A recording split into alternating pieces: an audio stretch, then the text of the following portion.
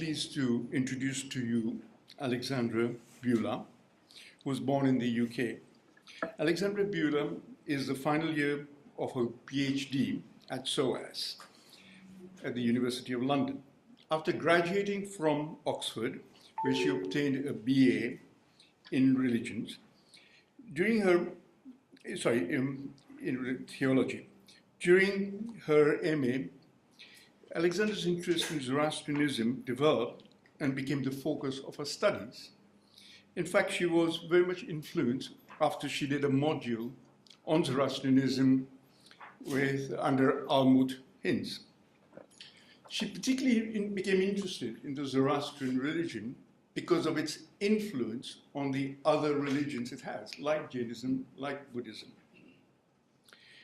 As Sami said, in this talk, Alexandra will draw on some of the findings of her doctoral research, which concerns the impact of the Iranian constitutional revolution during 1906 and 1911 on the Zoroastrian community. The constitutional revolution was significant for Zoroastrians in Iran, as it resulted in its political representation of the community in the Iranian parliament.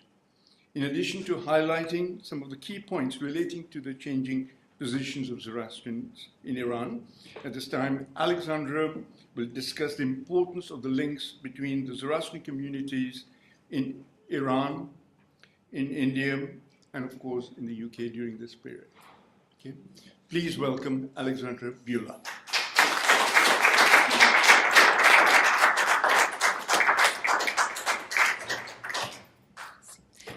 Thank you very much. Thank you very much, Derais, for introducing me so kindly. And thank you very much to Sami as well for inviting me to speak to everyone here today. It's a great honor to be here amongst such distinguished speakers as well. And I had the pleasure of attending the seminar last year, which I very much enjoyed, and it's wonderful to be back and to be speaking to you this year.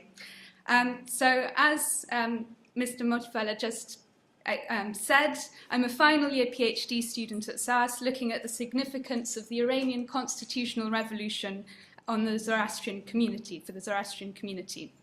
And I thought in this talk, since I'm speaking at the World Zoroastrian Organization seminar, I would highlight aspects of my research that have revealed the significance of links between the Zoroastrians in India, Iran, and the UK during this period that I've covered in my doctoral research. So I'll begin by giving a very brief outline of this period in Iranian history and explain what the constitutional revolution was, just to set the scene. And then to provide the context, I will then look at the links between Zoroastrians in Iran and India prior to the constitutional revolution from the mid-19th century, before looking at the continued importance of these links during the period of the Iranian constitutional revolution. So that's the outline.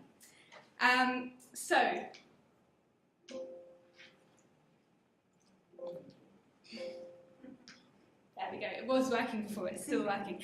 The historical background. The constitutional revolution took place in the period of history where the Qajar dynasty ruled over Iran.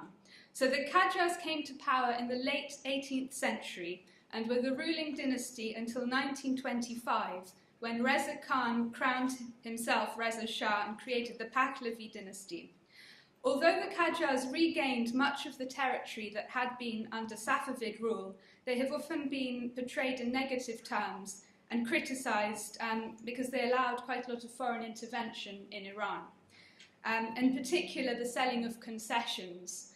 And one particular concession that should be mentioned was the tobacco concession, which gave a British man all rights for the buying and selling of tobacco in Iran. And this led to a big sort of public lot of anger, and merchants were furious in Iran, and they were joined by members of the Muslim clergy, the ulama. And there was such a lot of unrest that the concession was cancelled in 1891. And this has been described as the prelude or the dress rehearsal for the constitutional revolution. So By the early 20th century, when the constitutional revolution took place, there had already been this event where the merchants and the ulama had joined together to act against what the Shah had been doing. And the economic conditions in Iran were not very good at the time. The Shah at that moment, Muzaffar al-Din Shah, was being criticised for squandering money. He was quite extravagant. He liked his extravagant lifestyle. He'd go on trips abroad. And he was being criticised for spending too much money and not ruling the country as he should. And there had been some attempts for reform in previous decades, but none of these had been long-lasting. So there was an increase in tension in the early 20th century. And this came to a head in 1905, when merchants were angered by an increase in taxes that were going to be used to pay back the loans that the Shah had taken out from Russia.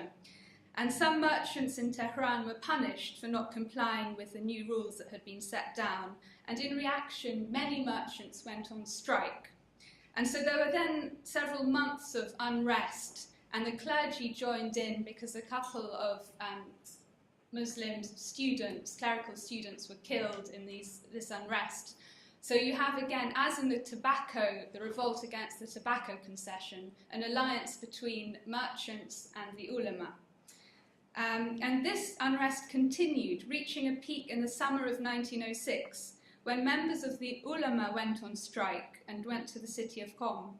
And at the same time, thousands of merchants took refuge or bast in the British legation grounds, so the British embassy in Iran. And that's a picture. It's not perfect quality, and you can just about see these are big cauldrons of food, and the merchants, this is in the British legation ground. And they stayed there for about a month. So Tehran had sort of come to a standstill. The merchants were on strike, the clergy were also on strike. And it was while the merchants were taking refuge in the British legation grounds, that ideas about the establishment of a constitution and a parliament, these ideas were propagated. And due to these events, in August of 1906, Muzaffar al-Din Shah did agree to sign a constitution, and he also agreed to establish a parliament, the National Consultative Assembly. So the major outcomes of this 1906 revolution were the establishment of a National Consultative Assembly, which I'll refer to as the Majlis, and also the replacement of the absolute rule of the Shah with a constitutional monarchy. So limits were placed on the Shah's power. And these changes were brought about by pressure placed on the Shah and his government from merchants, as I said, members of the ulama, and they were supported by intellectuals who were keen on political reform. So he signed the constitution in January 1907, but he died a few days later, and he was succeeded by his son, Muhammad Ali Shah. Soon after the succession, in February 1907, supplementary laws were drafted. So the constitution had been written quite quickly and had been signed by the Shah, who then died a few days later. And it wasn't sort of completely sorted out, so they wanted to add some supplementary laws. And the content of these laws led to a lot of debate, especially over one article, which was Article 8. And this proposed equal rights to all Iranians, regardless of their religion. And I'll just read a translation of this, and it's, "The people of the Persian Empire are to enjoy equal rights before the law." So even though this law wasn't always implemented, the fact that it existed was of great significance to the Zoroastrians, as well as to other recognized religious minorities in Iran, the Jewish community and the Christian community, as it acknowledged their rights as members of the Iranian nation. So in part, due to the inclusion of this article, conservative clerics, for example, Sheikh Fazollah Nouri, who's there, and the Shah, Muhammad Ali Shah, who was critical of the power of the Majlis, they combined forces and encouraged demonstrations against the constitution. The Shah attempted a coup in late 1907, which didn't work, but then he attempted again to seize control in June 1908 and did succeed. So he had led a coup against the constitutional sort of system. And this resulted in the dissolution of the first Majlis and a period known as the Lesser Despotism. So the period before the constitution had been signed was regarded as the Greater Despotism, and this period after the dissolution of the first Majlis was called the Lesser Despotism. Following the coup, there was a surge in revolutionary activity, especially in and around the city of Tabriz, and Muhammad Ali Shah was deposed in July 1909 by the constitutionalist forces, and a second parliament was started, the second Majlis, and there were elections, and that was convened in November of 1909. And it was in operation until December 1911, and that's the date which is usually regarded as the end of the constitutional revolutionary period. And the second Majlis was significant for recognised religious minorities, as each community was allocated a deputy in the parliament. But the Zoroastrians were unique amongst the minority communities in having had a representative in the first Majlis, and that was the Zoroastrian merchant Arbab Jamshidian.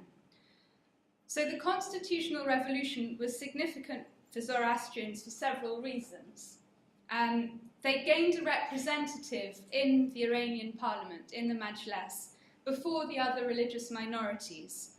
And then, along with the other religious minorities, they benefited from the inclusion of Article 8, which gave them equal rights before the law. The position of the Zoroastrians was also the focus of debate, as it linked to questions raised about Iranian identity, because there was a discussion as to whether Iranian identity should be based around Shiism or should be linked to the ancient Iranian past. For some people, Zoroastrians were regarded, because of their status as non-Muslim, as najas or unclean, whereas other people in Iran had begun to think of them as remnants of the glorious period of ancient pre-Islamic Iran.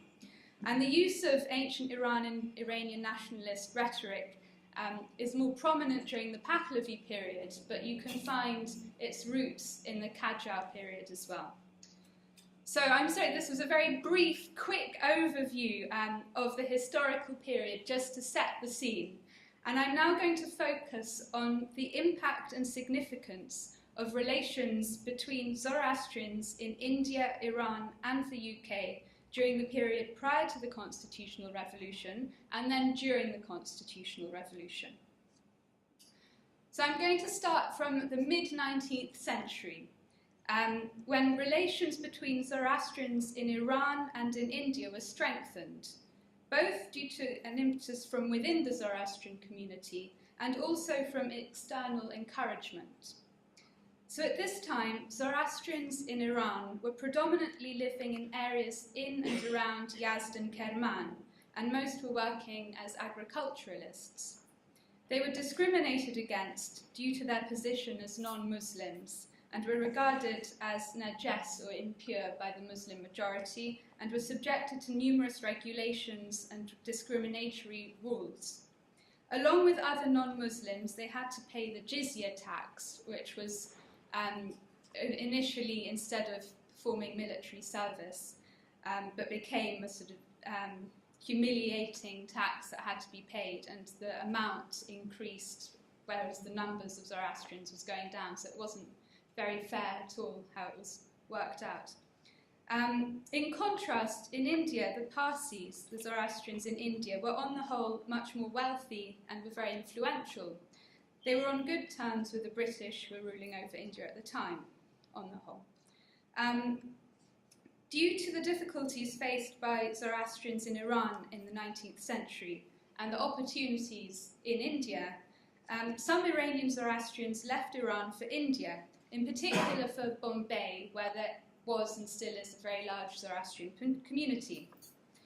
So the presence of Iranian Zoroastrians in India, and they're often referred to as Iranis, and then the intermarriage between them and the Parsis led to a greater awareness of the conditions for the Zoroastrians still in Iran. And it also led to a greater desire to help improve the conditions for the Zoroastrians living there. And this led to the formation of the Society and Fund for the Amelioration of the Condition of the Zoroastrians in Persia, or to the Amelioration Society. I'll refer to it as that shorter title.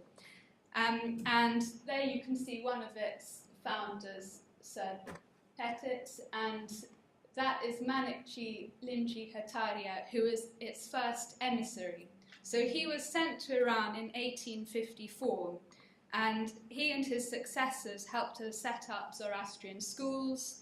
They helped to set up anjumans, so community organizations, build new dakhmas. They helped pay for the dowries and also the Jizya Tax to help stop Zoroastrians having to convert to Islam for economic reasons. Now, there was a widespread famine in Iran in 1871, and the Amelioration Society helped to coordinate efforts to help the Zoroastrians in Iran during this period, for example, by transporting grain to affected areas. And it's interesting that in newspapers in India at the time, an emphasis was placed on the shared religion and ethnicity of Zoroastrians in India and Iran, and on the responsibility of the Parsis to offer assistance, both to the Zoroastrians who were suffering from famine in Iran and to any Zoroastrians who had left Iran because of the famine. And they would arrive, sort of by boat to Bombay, and they would be given refuge and be helped when they got there. And the good relations between the British and the Parsis meant that the British in Iran also helped the Zoroastrians, so some were found work in Tehran helping in the British legation. Also heavily involved in relief efforts were a number of Iranian Zoroastrian merchants who traded between India and Iran, in particular the Mehban company run by the Mehban brothers. And so this reveals that within the 20 years or so since the founding of the Amelioration Society, the social position of some Zoroastrians in Iran had begun to improve. And you see the rise of a number of wealthy Iranian Zoroastrian merchants, some based in Iran and some based in India. And they were also working to help the community in Iran. So the event often regarded as the most significant achievement of the Amelioration Society is the abolition of the Jizya Tax in 1882. And this resulted from a combination of pressure on the Shah from Limji Kataria and some of his friends amongst the European diplomats in Iran, and also pressure from the Zoroastrian community in London. And they were in a good location to be able to have an impact on the Shah, because the Shah at the time, Nasser al-Din Shah, he visited London on several occasions, often to make deals to get a loan or to sell concessions. So whilst he was in London trying to sort out sort of economic matters, he would be met by Zoroastrian deputations. So groups of Zoroastrians would go and meet the Shah and present him with an address. So in 1873, an address was presented to him with over 1,500 signatures. And there was another in 1881, and they were petitioning for him to take greater interest in the position of the Zoroastrians in Iran. Even after the Jizya tax was cancelled in 1882, Zoroastrians in London continued to use this approach. So in 1889, there was another petition, and in 1902. And I'm sure you've heard of the influential Parsi politician Sir Bownegri, and also Sir Petit from the family who had been involved in the foundation of the Amelioration Society. They were present and gave speeches to the Shah, and they emphasized the ancient heritage of the Zoroastrians and also their ancestral roots in Iran. And this approach, the significance of Zoroastrians being in London, will come up again during the Constitutional Revolution, where a similar approach was taken. So these sentiments being expressed of the ancient heritage of the Zoroastrians can also be found in India, where from the 1880s, the Zoroastrians there developed close ties with Persian consul generals who were posted first in Bombay and then in Calcutta. So Zoroastrians were invited to take part in the birthday celebrations to mark for the Shah, and in some instances, Parsis were appointed as Persian vice-consuls. So if you think about how the condition of the Zoroastrians in Iran in the mid-19th century, it's a big jump to think that in India there were Parsis who were being appointed as vice-consuls for the Persian government. So the relations between Zoroastrians in India and the Persian officials helped to change Persian attitudes towards Zoroastrians in Iran. The Persians posted to India were very impressed by the Parsis, and they noted their influence, they noted their wealth, and they their success was described by the Persian Consul General in 1887 as revealing what the Zoroastrians could achieve if there was the right kind of governance. And the relations with the consuls also increased Parsi feelings of attachment to Iran. So in 1888, Sir Pettit noted that the presence of the Consul General had led to an increase in Parsi interest in Persia and greater support for the Amelioration Society. Again, Zoroastrians who had come from Iran and were now living in Bombay also used links with the Consul General to improve the condition of Zoroastrians in Iran. And the high opinion that the Persians had of the Parsis is reflected in the fact that several received medals or honours from the Shah. So Sir Baunagri received the Order of the Lion and the Sun. Sir Pettit was also given an honour, as was the playwright K.N. Kabraji, who wrote several plays based on the pre-Islamic era and based on the Shahnameh. So that's just showing the links that existed between Zoroastrians in India and the UK with Persian diplomats. But it wasn't just from Persian diplomats that the Parsis were encouraged to feel a connection with Iran. The British also encouraged these links between Zoroastrians in India and Iran, and they had their own motives for doing this, which were linked to the rivalry between Russia and Britain in the region known as the Great Game. So the British were concerned about the rise in Russian influence in the north of Iran, and they wanted to increase their own influence in southern Iran to create a buffer, so to prevent the Russians coming towards India. So due to close relations with the Parsis, the British thought, there are lots of Zoroastrians in the south of Iran, that's useful, we get on well with the Parsis, maybe we can establish close relations with the Zoroastrians in the south of Iran as well. And so the communities of Zoroastrians living in southern Iran were regarded as strategically beneficial to the British. So when the British established a consulate in Kerman in 1895, they worked quite hard to protect the Zoroastrians in the area. And the first consul was Percy Molesworth Sykes, and he was particularly keen to encourage stronger links between Zoroastrians in Iran and India. And one way he did this was through education. So you can see he used, he's sitting there. So he would encourage young Zoroastrians to learn English, and he had a prize giving where a medal would be given to the Zoroastrian child who'd made the most progress in English that year. And he thought this would be a way to encourage Zoroastrians in Iran to trade more with India and have stronger links with India and then the British. Like that. But it was mainly through trade that he wanted to create stronger links. And by the early 20th century, there were a number of wealthy Zoroastrian merchants. I mentioned before the Merban company, but there was also now the Jamshidian and Jahanian firms. and their emergence had been partly facilitated by the improvement in conditions for Zoroastrians in Iran from the mid-19th century, which were in part due to the links that had been established with the Parsis. So the closer ties felt amongst Parsis to Iran reflected in the fact that it was at the early 20th century, 1904-1905, that discussions took place within the Parsi community about the possibility of establishing a colony in or near Iran that might be supported by the British. The main proponent of this idea was a man called Khan Bahadur Burjurji Dorabji Patel, and he lived in Quetta in present-day Pakistan.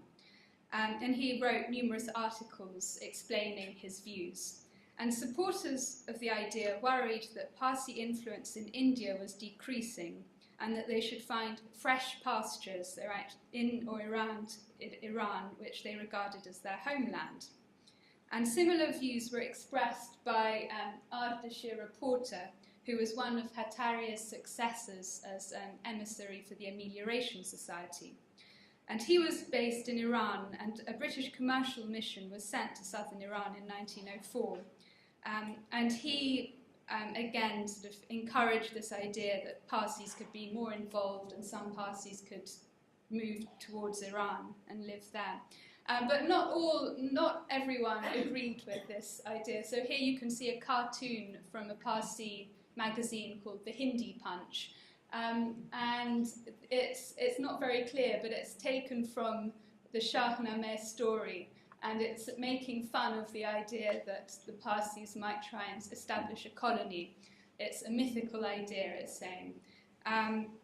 But there was support and there was debate going on within the community as to whether this was a viable option. As I said again, Sykes, the consul in Kerman, was very much in favour of creating these links between the Zoroastrian communities. And in 1906, he gave a lecture in London where he made an emphatic appeal to the Parsis to develop their ties with Iran. And he praised the endurance of the Zoroastrians in Iran and argued that renewed links would also revitalise the Parsi community. And he was supported by others in the audience, including Curzon, who said that the Zoroastrians in India should take even greater interest in their co-religionists in Iran, and he likened the situation to the Jewish community in England, helping their co-religionists elsewhere. And you may think, one lecture in London, what has that got to do with the Zoroastrians in India or the Zoroastrians in Iran? But it was actually very widely reported in India as well as in the UK. So again, from the Hindi Punch, there were several cartoons referring to this talk. And here he's saying, help, to my brothers in the name of Or Mazd. It's at the top, it's not at all clear, I'm afraid. And here this is Mr. Punch surrounded by Parsis, and they're reading on the paper, it refers to Sykes' talk. So all the way from London, there's this one talk is being reported amongst the in the Parsi press. So this sort of brief outline of links from the mid-19th century, I hope has shown that closer links did develop in this period, and they were encouraged by the British as well. So the Amelioration Society had led to an improvement for the conditions for Zoroastrians in Iran, and subsequently we see the emergence of some wealthy Zoroastrians in Iran, especially merchants. This in turn increased British interest in the Zoroastrians in Iran, because if they're more wealthy, then the British can use them for trade. They're more useful for the British. So it's sort of, each one is all linked together. We also saw that Persian attitudes towards Zoroastrians had begun to change, and that was partly because of Persian diplomats going to London, going to Bombay, and socialising with Zoroastrians there, and being invited to speak, being invited to talk at events, being included in this sort of expatriate Persian community. And the Parsis, even though they had been living in India for hundreds of years, did connect with the Persian consuls. And these links also changed Parsi attitudes towards Iran, so we see this idea of the possible return to the homeland. So these are the sort of importances of the different, of there being Zoroastrians in different locations, and the links between the different groups. And I'm now going to see how these links continue to be important during the Constitutional Revolution. So, just to go back, to refresh your memories, as I mentioned at the beginning of my talk, the most significant outcomes of the Constitutional Revolution for Zoroastrians in Iran were that they were allocated a representative in the parliament, the Majlis, and they secured greater legal rights through the constitution. Although the position of Zoroastrians in Iran had already improved in the preceding years, as we saw, these gains from the revolution did mark a watershed. So I'll now see the ways in which the links between Zoroastrians in India, Iran, and the UK that had been strengthened from the mid-19th century were important during the Constitutional Revolution. So after Muzaffar al-Din Shah agreed to establishing the Majlis in 1906, it was initially agreed that there would be representatives for all of the recognized religious minorities, Jews, Christians, and Zoroastrians. But members of the constitutionalist movement worried that Muslim clerics who had been supporting the constitution would turn against it. So the Jewish and Christian communities were pressurized into accepting Muslim clerics to act on their behalf. However, when the first Majlis opened in October 1906, the Zoroastrians were unique amongst the non-Muslim minorities in having a representative, Arbab Jamshid Jamshidian. So he was the only non-Muslim in the first Majlis. It's likely that there are several reasons that led to his inclusion. He was a wealthy merchant, so he shared many concerns with other key constitutionalists. So you'll remember that the merchants had been on strike and had taken refuge in the British legation. So he shared many of the same complaints with other people who were involved in pushing for a constitution. He is also said to have given large sums of money to help the constitutionalist cause. Another point is that within Iran, attitudes of some Muslims towards Zoroastrians were changing, and that we saw reflected when the Persian councils were in India. So instead of seeing the Zoroastrians as unclean and najas, they saw them as true Persians. And I'll just go. So this highlights that he was, in fact, very wealthy. This is with his staff, and this is his house. Which had belonged, this house I think he actually got in 1908, it had belonged to one of the chief ministers of the Majlis. So very nice house, very big garden. So he was a very wealthy man, very different to the situation in the mid-19th century for Zoroastrians in Iran. So Arbab Jamshid was in the Majlis. And Parsis and Iranis in India were aware of Persian interest in their success and influence in India, and they were very quick to send their thanks after hearing that Arbab Jamshid had been elected. So Parsi papers, again, I'm sorry about the quality. This is also from the Hindi Punch. It's good because it has pictures to show you all. They reported the event, and there you can see Arbab Jamshid being welcomed. So Mr. Punch is in the image of the Shah. Welcome to the Majlis. And what's interesting is that some of the articles that appeared in Parsi newspapers were actually then translated into Persian and published in constitutionalist newspapers in Iran as well. And that reveals that the constitutionalists were interested in the wider Zoroastrian reaction to what was going on in Iran. It was also hoped that with greater rights for Zoroastrians in Iran, wealthy Parsis would be enticed to bring their wealth to the country. So in January 1907, an editorial in an Iranian newspaper called Nedai Vatan, Voice of the Homeland, refers to Zoroastrians as compatriots and discusses how Parsis would be able to invest in factories and industry in Iran.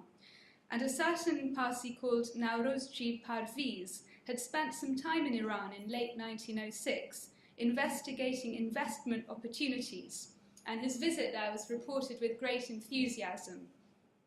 And Parviz, after being in Iran, then went to London, where he gave a talk, and he praised the steps that had been made in Iran, and he emphasized how important it was that the Zoroastrians had benefited from the constitution.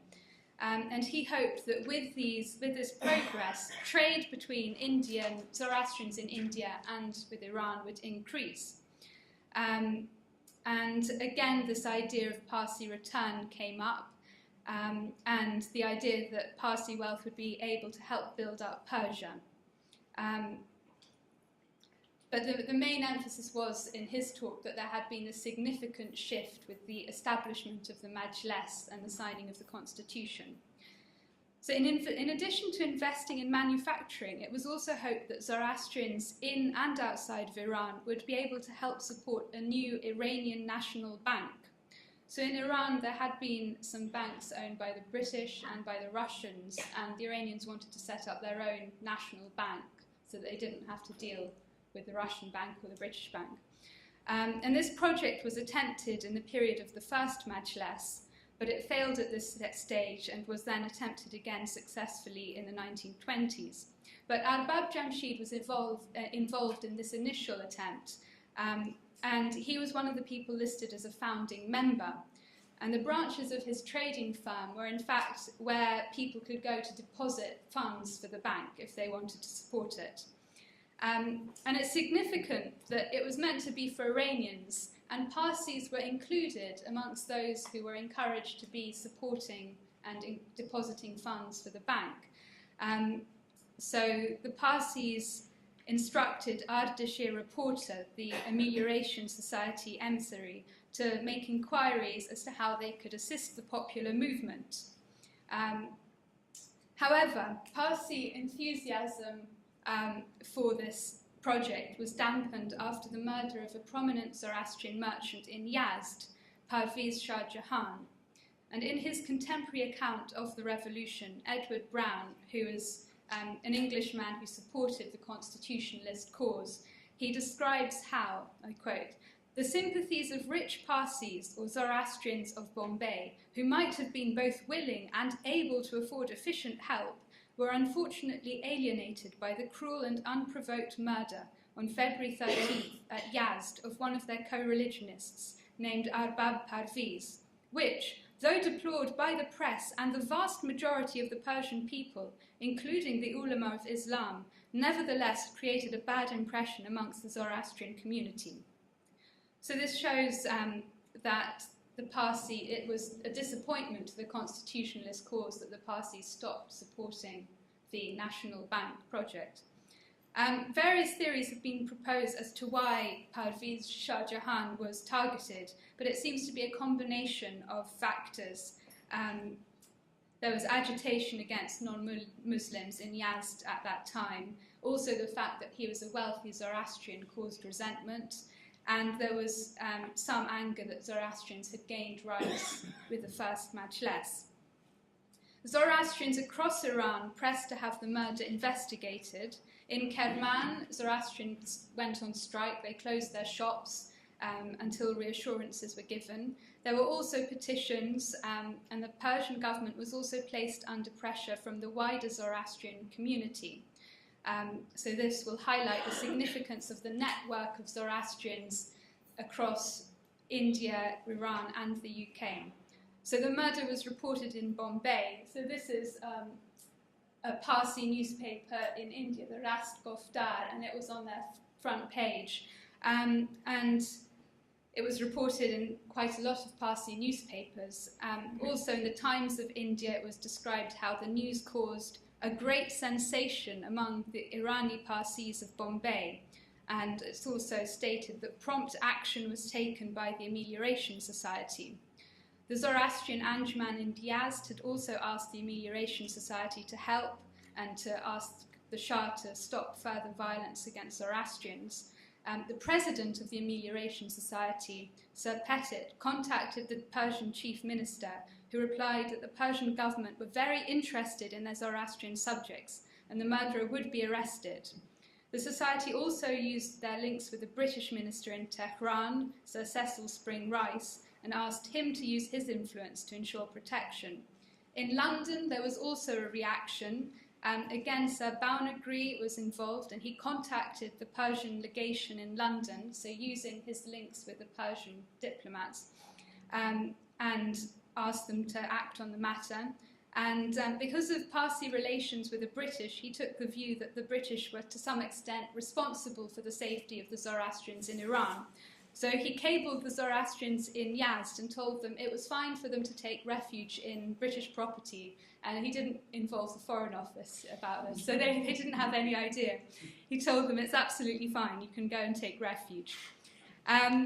However, despite these reassurances, the central government found it difficult to control the situation out of Tehran at this time. So the murderer wasn't charged at this point. But the Persian government were very keen to emphasize to the wider Zoroastrian community that the community were treated with respect and that this murder was deplored. And they pointed to the fact that Arbab Jamshid was in the Majlis as a way of emphasizing that the Zoroastrians were being treated well. And this was emphasized when a mission was sent to London from Persia in June 1907 to formally announce the accession of the new Shah, Muhammad Ali. And the mission was only there for a few days, but within these few days, they had time to go to a reception that was given in their honour by the Parsi community at the Criterion restaurant in Piccadilly. So it was quite a grand reception. And addresses were read out by Sir Bownegri and Sir Pettit. And again, the reference was made to the Zoroastrians in Iran and how if they were treated well, they would become as successful as the Parsis in India and would benefit the country. The Persian minister there also supported this and said that the Zoroastrians had special claims on the Shah's protection and regard. And this was one of several instances where Zoroastrians in London, you can see the close relations they had with Persian diplomats. So a month or so before, at the Nowruz dinner in 1907, the Zoroastrians invited the Persian charge d'affaires as their guest of honour at the Café Royal. And the Parsis, Zoroastrians in London, not only made a toast to the British monarchy, but also a toast to the Shah of Iran. And it was stated that despite hundreds of years of separation, they still felt a connection to Iran. And in reply, the charge d'affaires emphasised that the Zoroastrians were treated differently to other non-Muslims, highlighting the ancient heritage of the Zoroastrians, and he expressed his desire that countrymen and the desire of his countrymen that this link should become stronger. So it seems he was trying to regain the trust of the Zoroastrians after the murder of Parviz Shah Jahan. The months following the murder of Parviz, so from February 1907, they were important in regard to the position of religious minorities in Iran, as this was the time when debates were taking place about the supplementary laws, and this included Article 8, which would give non-Muslims equal rights before the law. And these divisions had become apparent because some who had initially supported the constitution felt that the laws should be based on Sharia law, whereas others thought they should be more secular. And again, the Zoroastrians were involved in trying to ensure that this Article 8 went through, sending letters to the Majlis, and there was quite a lot of discussion in the Persian newspapers about this. So in one called the Habl al-Matan, the firm cord, in September 1907, the point was made that Zoroastrians, wherever they were living, were regarded as Persians, and it says they were Persians like the Muslims. The Zoroastrians should share in the success and the reverse and work with each other for the magnitude of Persia, whether they live there or in India. So they sort of included the Zoroastrian community in India in their debate. After all of these debates, the supplementary laws were signed in October 1907, so you do find the inclusion of Article 8.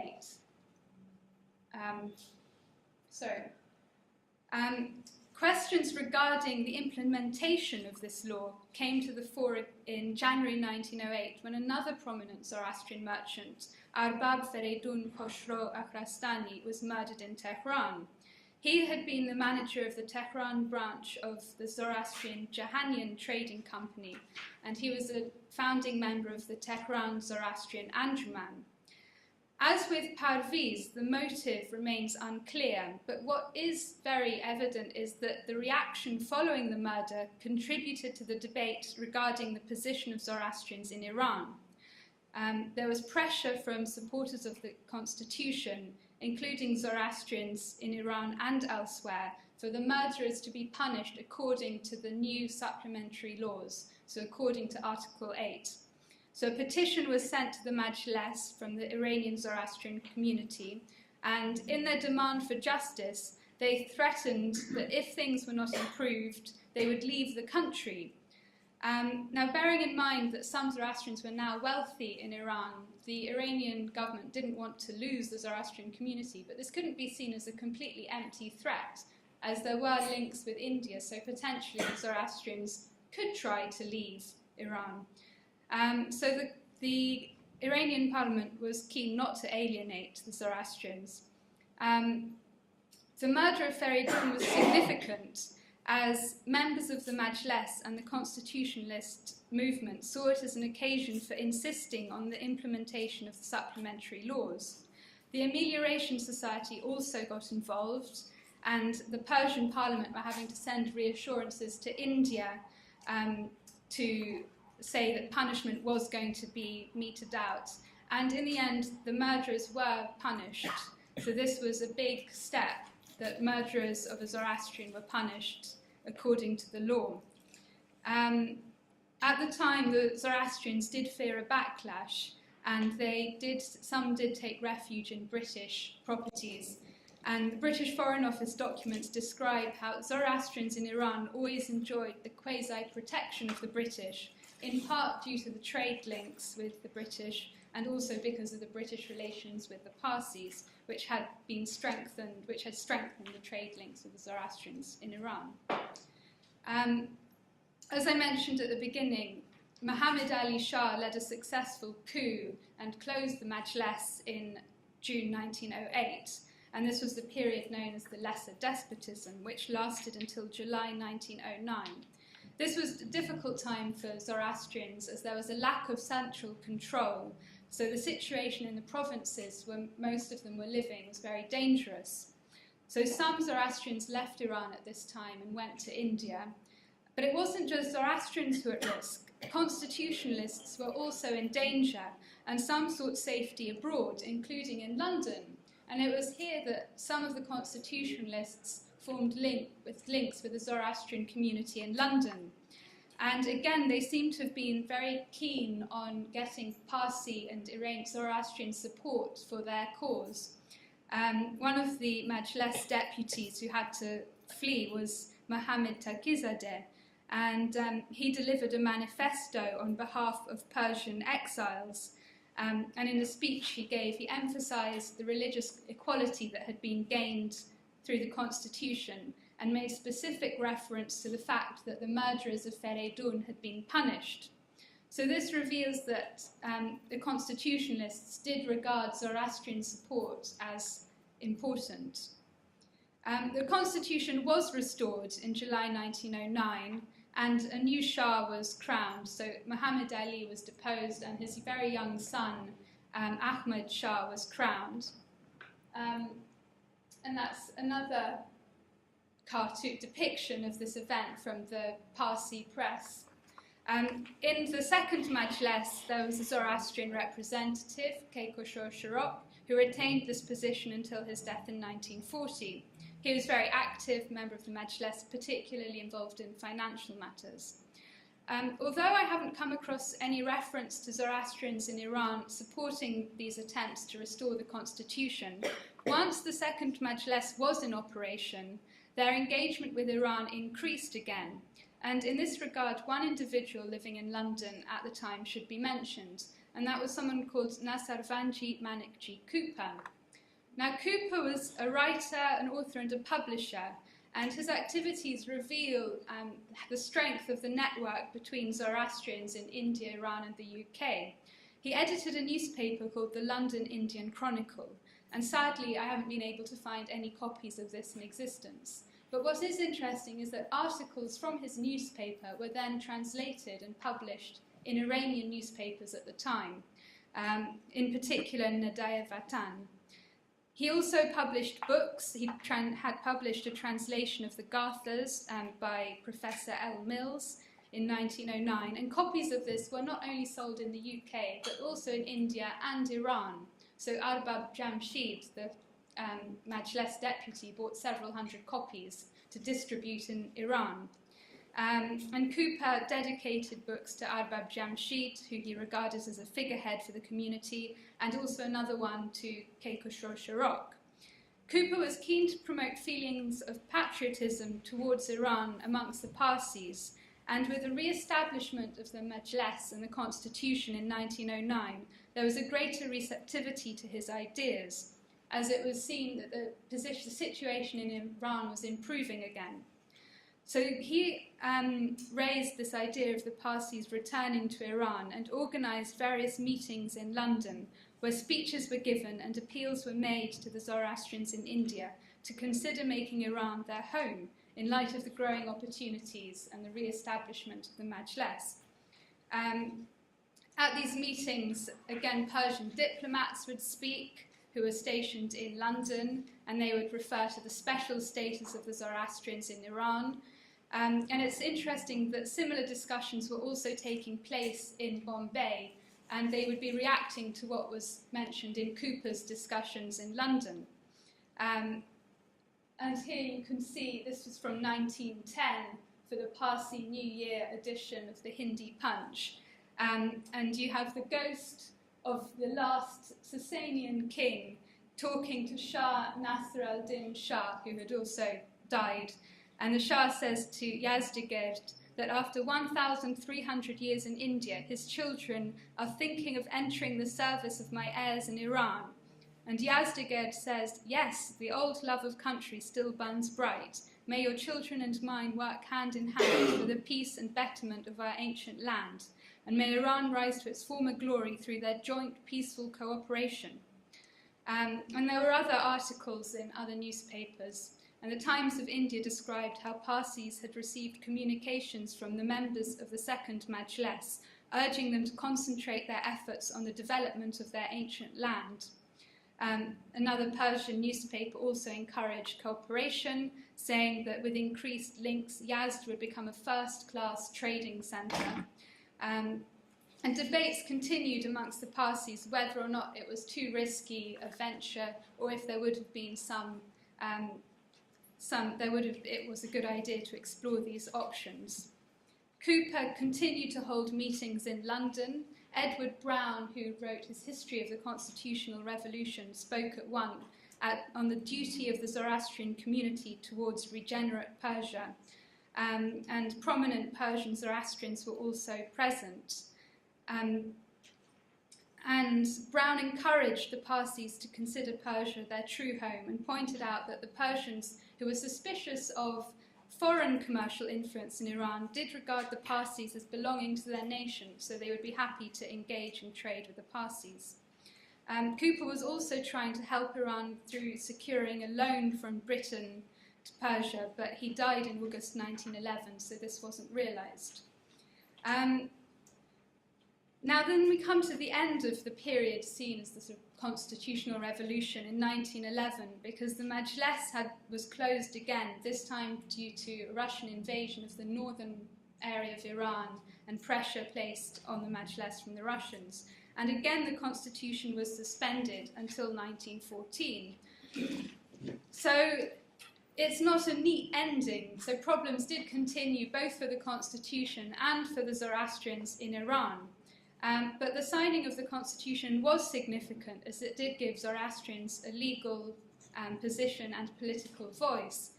And I hope I've shown that the network of Zoroastrians the links between the Zoroastrians in India, Iran, and the United Kingdom had been strengthened during the 19th century, and this continued to be important in applying pressure on the Persian government to ensure greater protection for the Zoroastrians during the constitutional revolution.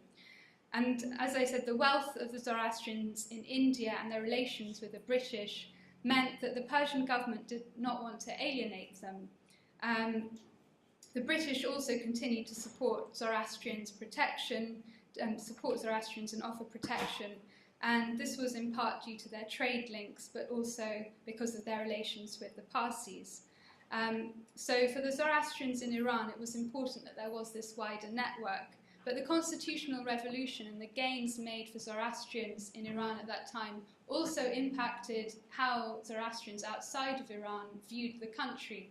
So there was a growth in the idea that Iran was perhaps somewhere that could be returned to, and the homeland of the Zoroastrian community. Thank you.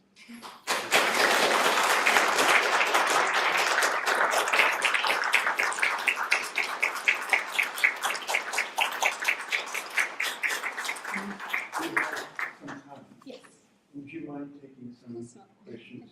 But before we take questions, can I just make a comment? There is still this association between the Zoroastrians of India and of the UK, and support for the Zoroastrians in Iran.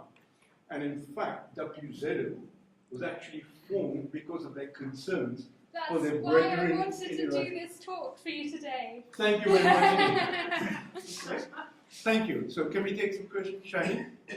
I thought it was really very interesting talk, so thank you for that. I don't know if you know the other story about how or why Arab Jamshid was the one who was Parliament. My mother's sister was his daughter-in-law. Really? So we have family stories, inside stories, and I won't put out the stories unless you already know about them. Perhaps I will. But the point is, do you have any other reasons for why it was Arab Jamshid as opposed to any other person? Because I have one inside story. I want to know what you know about it. I've come across several theories, and I'm finding it difficult to know what could have been the reason. So one theory that he had links with other merchants who were involved in the constitutionalist movement. One theory that he gave quite a lot of money to Muslim clerics to encourage them to let him to speak on his behalf and encourage people to accept him as the Zoroastrian deputy. That he was supporting the constitutionalist cause. I feel I haven't got to your. This is a very interesting one. If you want to know, I'd love to know. I can tell you privately because it might not be true. I'd love to know. I would love to know. Whisper across the room. It involves one of the Shah's visits to Russia. Really? Where he'd been on a grand tour and wasted all the money that was in the public treasury. And there was no more money to bail him out. And he was stuck in Russia and he had great debts. And Arab Jamshid gave. I've heard that he was giving loans to the Shah, but I didn't realise that it was to help him get. Thank you. Thank you. I'd love to. And I think that because it's been passed down through the family, through his own son, there's a degree of truth. Yes. Even if it's a little exact. That would be what thank you very much. Thank you. Cradle. Cradle, I want to take the mic. Thank you for the excellent triangular links, between the past Zoroastrians in Iran, India, and UK. I'm intrigued. There were two murders, One was of Pervez Shah Jahan. Where was he born, actually? When was he born? Was he in India or in Iran? Where? In Iran. In Iran Yes. he was born. Yes. Okay. And there was another murder also of Faragon, Faragon yes. Ablasi. He was also born in Iran. I mean, there were also other murders, but these were the two that received a lot of publicity. So there were other murders that took place of Zoroastrians, but those two were more prominent merchants, so their murders received more publicity in the press. Thank you. Any other questions? Yeah, can I just ask, on the jizya, Yes. how many years did that last, and what was the impact on the Zoroastrian community in financial terms? Do you have any concept of that? And also, was it applied on other communities? I think there were Jews in Iran, Yes. and possibly Christians. Yes. Did the jizya apply to all of the communities, or only Zoroastrians? It did apply to other communities. I think it affected the Zoroastrians maybe more because when the numbers of Zoroastrians went down, the jizya was kept at the same rate, so they were paying for more than the numbers. So, do you want to add to? No, absolutely true, but also to add to that, it was so heavy on the Zoroastrians because, as you said, they were the smallest of the minorities of the minority religions in Iran anyway. And as you quite rightly said, the pressure on them to convert, the economic pressure was so great that they had no choice but to convert, many of them, to maintain their inheritance rights and so on. So that it ended up with when, again, family history, when, for example, my great-grandfather and mother couldn't pay their Jizya tax allocation, their child was taken away as hostage.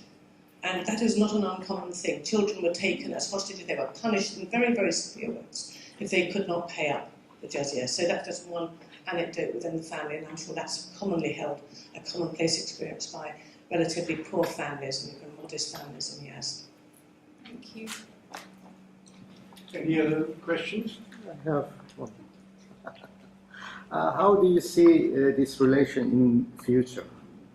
In the future, I don't know if I can answer that, but I think that your organisation, I'm sure, is working to maintain links and to help, Zoroastrians across the world. So. No, as someone who will study this, you study the past. This is the present. What's going to be in the future? I don't have a crystal ball, I'm afraid. Thank you. Okay, Thank you very much.